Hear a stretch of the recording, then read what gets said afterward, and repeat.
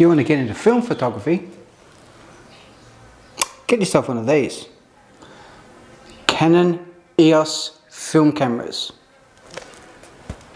The first EOS was released in 1987, the Canon 650. A couple of months after the 650 was released, Canon released the 620. The 620 is, give or take, a 650 with a slightly better shutter. The shutter goes to 1/4000th of a second. This goes to 1/2000th of a second. It's got a higher flash setting. But apart from that, this will do multiple exposures and auto exposure bracketing and something else. But the autofocus is the same. And with these, well, with any camera, the autofocus is what's going to give you pain or make you feel good.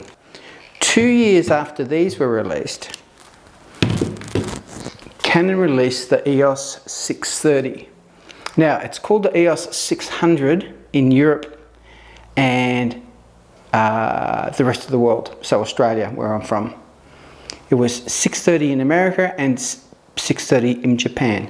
They're exactly the same camera. The 630 came with Canon's second generation autofocus. It's faster, it works at low light, which is really, really good. It was the first camera with custom functions. So the 630, you've got options where you can set back button focus and you can ask it to leave the film leader out, which when you're working with film and you're developing your own is really good. For those reasons, I recommend the Canon 630 or 600. With all of these older cameras, the faster the lenses you have, the better the autofocus will work. So, if you're going to go for film, you might as well go for prime lenses. This is the EF35 f2. Easily available. This has held its value very well. The 28 f2.8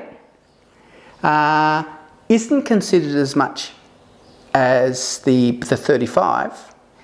This is quite cheap. You can pick this up for $100, maybe less if you're careful. It's way sharp enough for anything that you're going to want to do. And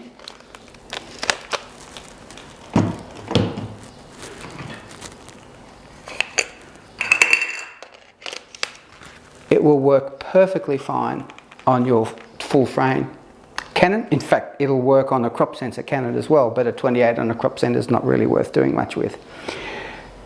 The combination of a full frame Canon, something like a 5D, which these are a couple $100 now.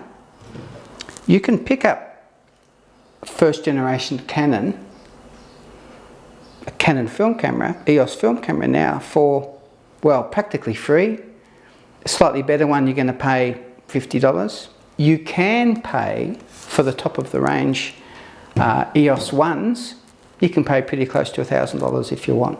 But if you're starting out, the 630 is probably the best camera for you to start out with.